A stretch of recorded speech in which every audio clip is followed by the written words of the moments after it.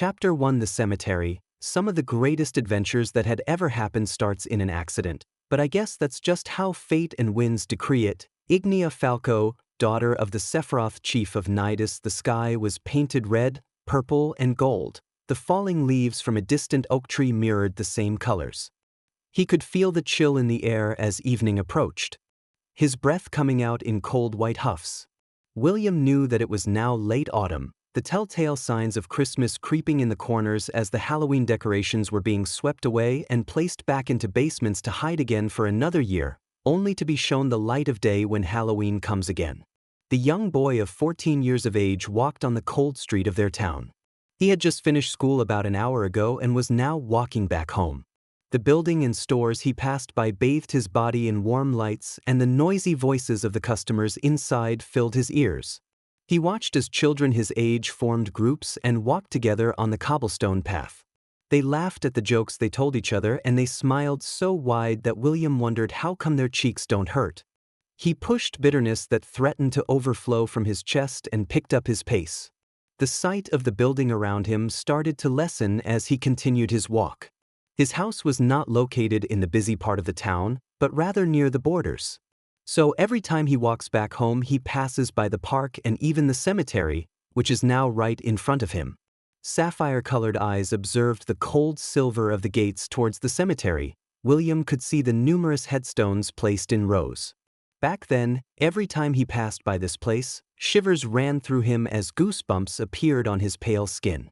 But now he was used to seeing the sight and didn't bother to cower or whisper prayers under his breath. Yet it seems that today was going to be like usual. On the corners of his eye he saw a movement. William froze a bit in surprise but still continued to search for the origin of the movement. He walked towards the cold and rusted gate of the cemetery to take a peek inside. This cemetery was a public one, so anyone could come and go as they liked, but no one really bothers unless it's for visiting a loved one or middle school kids looking for a good scare. After all, no one likes hanging around with the dead, the boy thought as he pushed the gate open. A shrill noise similar to the screams of the crows that inhabit the cemetery erupted from the old weather-beaten gate, but he paid it no mind.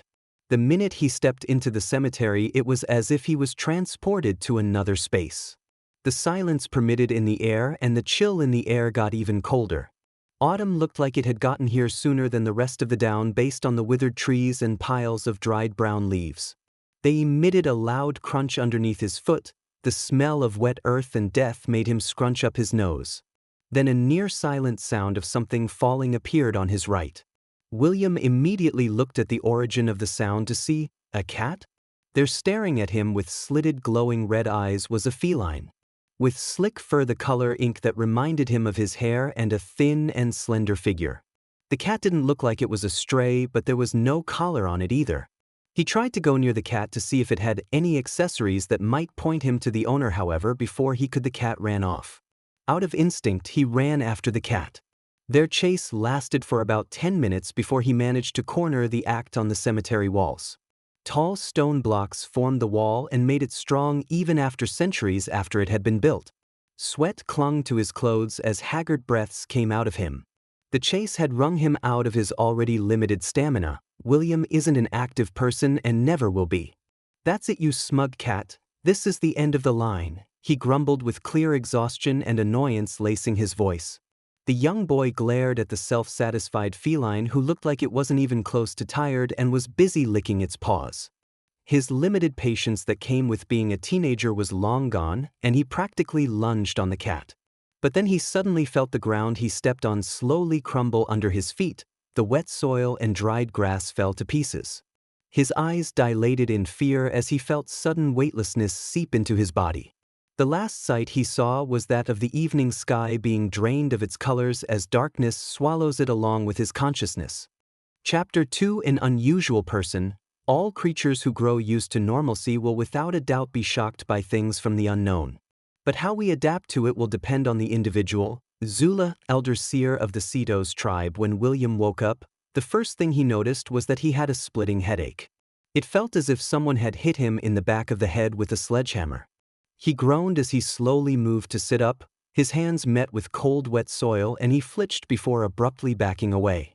His sudden movement seems to have aggravated his headache as the pain got a lot worse. He first blinked a couple of times before his eyes got used to his dim surroundings. The pit he was in was quite a big hole, enough for him to fit even if he lay flat on his back and spread his hands and legs. But he was thankful that it was probably low enough for him to climb out with the help of the tree roots if he tried his best. William looked up and saw a dark sky. He knew that it was probably already near, if not past midnight. "Mom's gonna kill me," the black-haired boy cried out as he covered his face with his hands and sighed. Yesterday was Wednesday, so when morning comes it will be a school day and he most definitely will be late. But to him, it wasn't even a problem about his classes since he doesn't have any friends, but more of because he was afraid of being scolded by his parents for landing himself into this situation. He stood up and brushed off the dirt from his shirt and pants. He observed the pit was taller than him by a head, so he cursed his low height. Suddenly alarm then blared at his thoughts when he noticed that his phone wasn't in his pockets. William looked around the pit to see if his phone was anywhere to be seen, but to no avail. He then concluded that maybe it had fallen when he was either chasing the cat or when he fell into this newly formed pit. "So my phone should be up there or somewhere in the cemetery." "Oh great," sarcasm dripped from his thoughts as he began to contemplate how to get out. Then to his surprise, he heard footsteps heading towards him from above. The boy was about to yell for help when his mind came to a halt and dread filled his consciousness. After all, what kind of person goes to the cemetery of all places at the dead of night? It couldn't be the groundskeeper since he once saw the old man and how he walked slower than a snail. Those footsteps were far too steady and fast to be him. His heart hammered on his chest as fright took hold of him. He could feel the fear wrap its skeletal hands over him and strangle the air out of his lungs. "Hey, is anybody stuck down there? I heard the sound of somebody falling. Are you okay?" Somehow, instead of the grisly voice of a psychopathic serial killer like he imagined, it was a voice of a girl who seemed to be a few years older, greeted him. William deflated in relief and raised his hands out of the pit so the girl could see it. "I'm over here. Can you help me?" He replied just as loud as the girl and waved his hands even harder. It seems like the girl spotted him because the footsteps got closer and faster.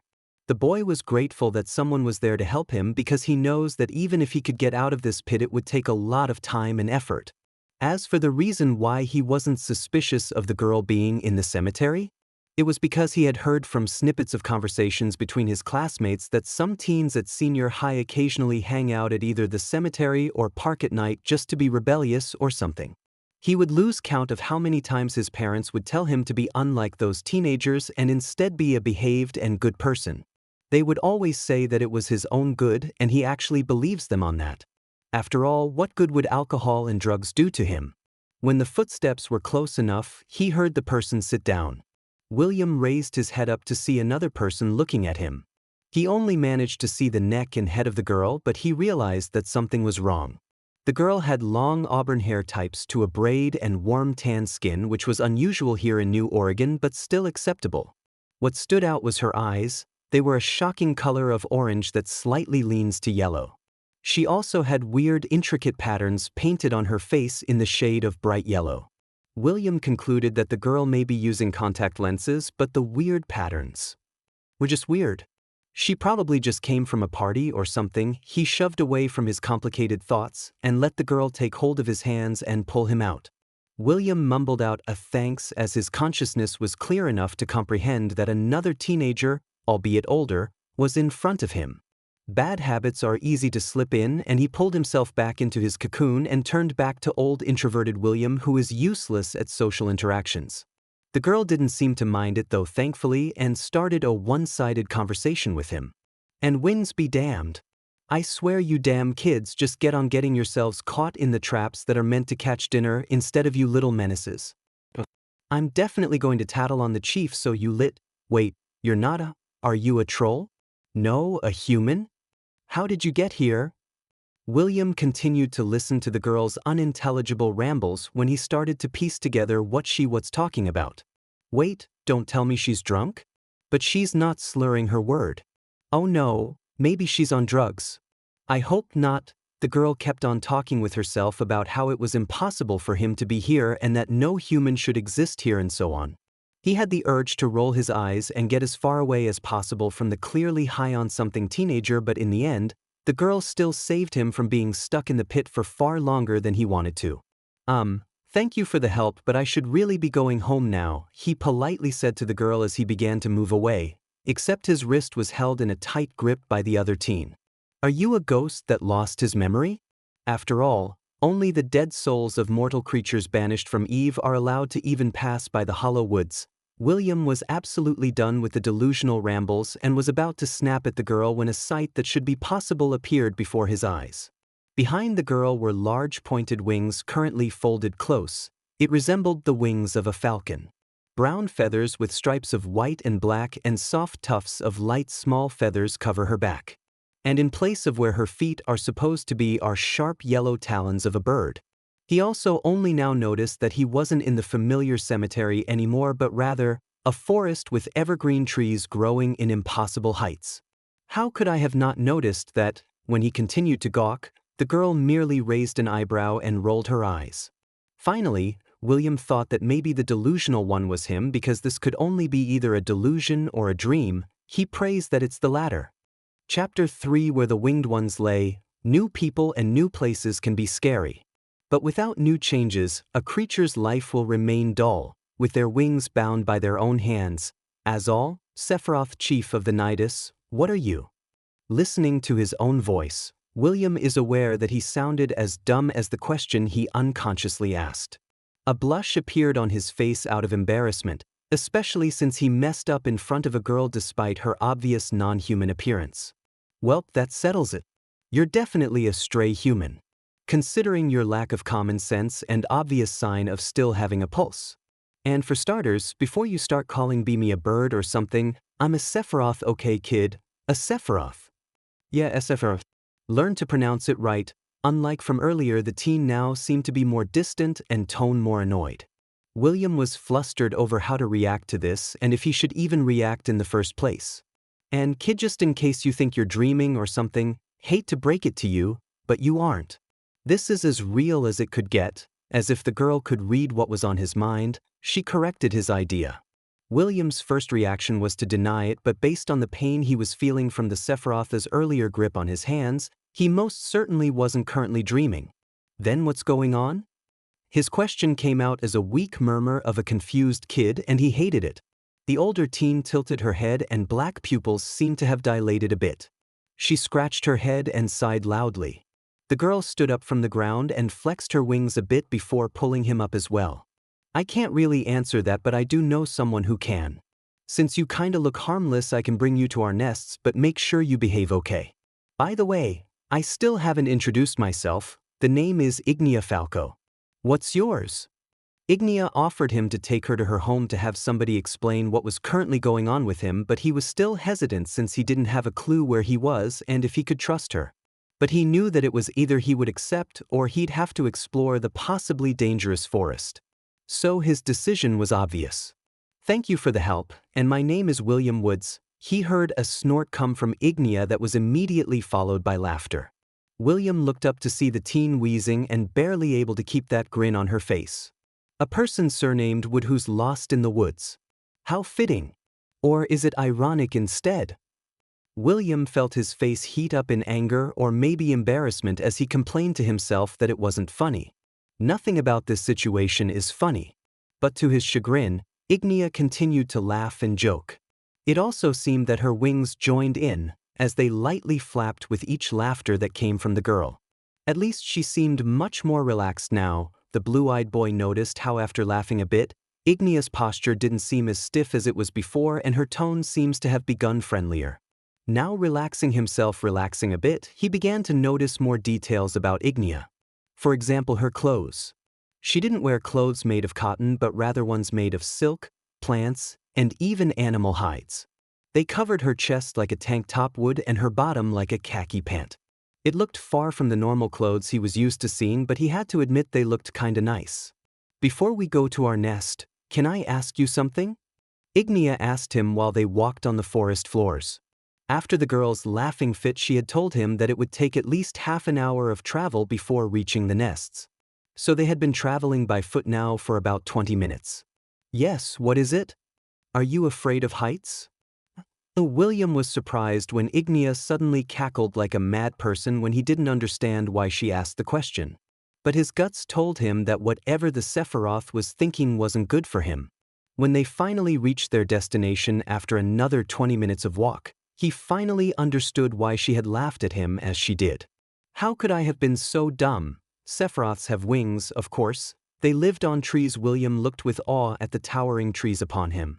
Golden trunks of massive girth as thick as 15 men sprang from the brown rich soil covered by grass the color of amber. Sprawling branches that seemed to reach the heavens give birth to pointed bronze leaves as big as his hand. Multiple trees grew on the space of land in front of them, and each tree had a house perched on top and cradled by the long branches.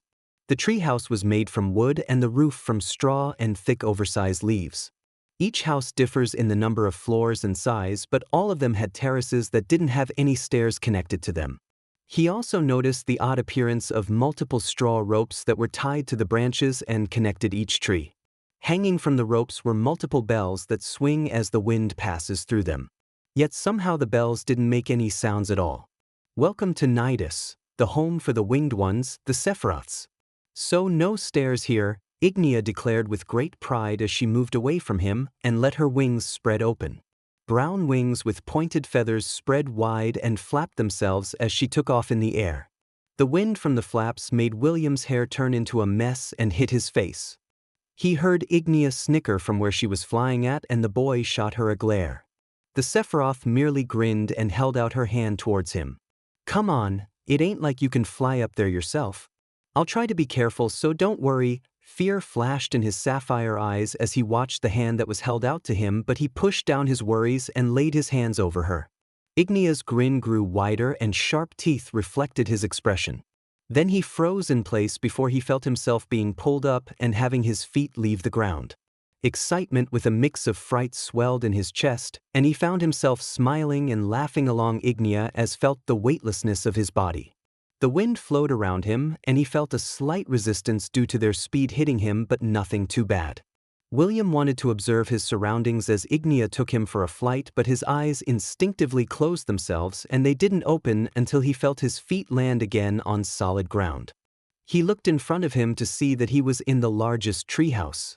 He couldn't help but stare until he heard Ignia's voice beside him.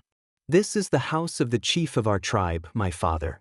Come in and let's know how in the name of the winds did you get here. Chapter 4 The Hollow Woods. To grow into a real adult is not to age physically, but rather to know and discover every piece of yourself to form what you will be in the future. Ceto's chief of Azure Lagoon William remained sighted on the floors of the house and was sweating nervously as emerald eyes observed him with scrutiny. He was currently on the equivalence of a meeting room in the chief's house, which was apparently also Ignia's house. Right inside the room with him was the chief of the tribe. Ignia had left earlier saying that she had to help prep dinner. The chief was a middle-aged man with a strong build and skin as tanned as his daughter. Auburn hair peppered with silver reached his shoulders. His chest was bare, but he wore an animal's hide along with silk the shade of marigold. Falcon wings just a shade darker than Ignia but in a much bigger size were folded behind him. Sharp talons that were colored yellow slowly fading to gray scraped against the wooden floor. He had a fierce expression, but it seems that it was the man's permanent expression and was not because the chief was mad at him. This matter of you ending up in the Hollow Woods shouldn't be possible.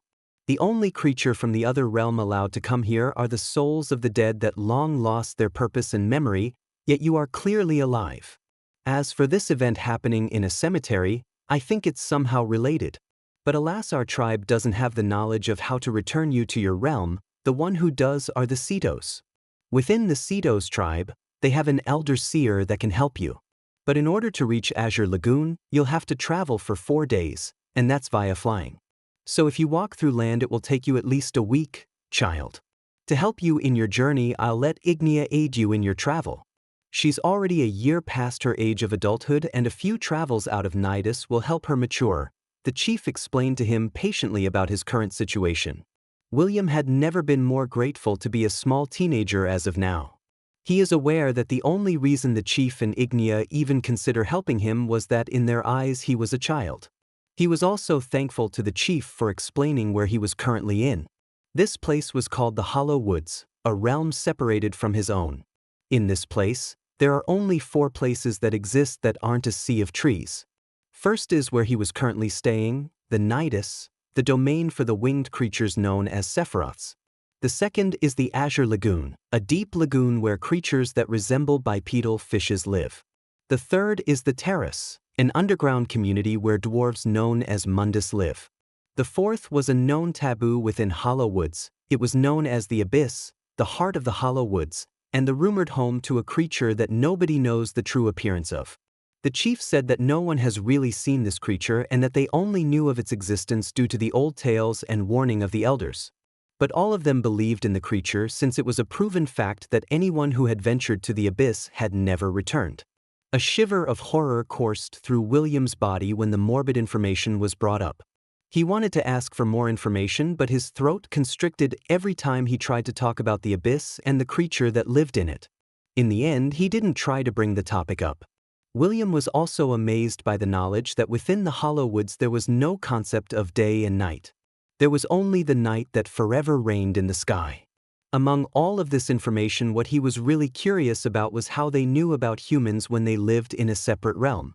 The chief told him that it was because of the libraries. Each tribe had a library that would take hold of multiple books that had information about the other realm. They don't know where the buildings came from, but they had already existed as far as they could remember. That's why the concept of another realm was known to them. Unlike your realm where a day exists here in Hollow Woods, we don't have such things. But the moons and stars are bright enough to light up the whole forest. Yes, as the chief had said, there is more than one moon in this place. The sky is unlike the night sky he knows. The number of stars present is far more in number and brighter in light. There is also the existence of 2 moons, both larger than the one he knows and different in color. Both moons were always together as if they orbit just beside each other. One was the color of blood while the other of sapphire jewels. He noticed his own eyes were alike to the other moon, but he paid it no mind.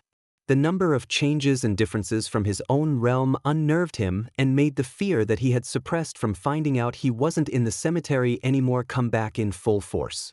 After all, he was just a 14-year-old kid that is stranded in another realm with no other human that can relate to him.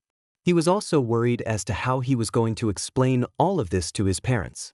There was no way that they were going to believe him if he told them that he ended up in another realm with magical creatures and had to journey to a lagoon to ask fishes for help. If I did that, then I'm on my way to the nearest mental hospital to be checked if I had gone crazy. He again pushed down his worries deep into the back of his mind and away from his heart. He can only let out his fear and frustration when he finally leaves this place. After all of this is done and I'm back home, I'm going to pretend that everything that happened is a dream. As for my parents, I'll cross the bridge when I get there. William was lost in his thought that he didn't notice the chief leaving the room and Ignia entering right after. He was only brought back from his thoughts when he felt someone lightly tapped the side of his head. The sight of Ignia holding out a set of Sephiroth clothes was what greeted him when he looked up. He was startled by her arrival and he looked at where the chief was supposed to be sighted, but instead found that the space was empty. Everyone's back at the Dinningfield, kid. Go change and clean yourself up and join us. I bet you're hungry. She chuckled out loud and smiled at him as she ruffled his hair into a mess. He was about to deny being angry, but his stomach took the wrong timing to growl as the loud sound of his stomach complaining erupted just that moment. Embarrassment swept over him, and he ducked to try to hide his expression of shame. No need to be embarrassed, you're a growing boy. It's normal to be hungry. Despite Ignia consoling him, he was still greatly ashamed and just followed silently behind the older teen as she showed him where he would be staying the night and changing. Because the two of them were supposed to only start their journey tomorrow, which means after a good night's sleep.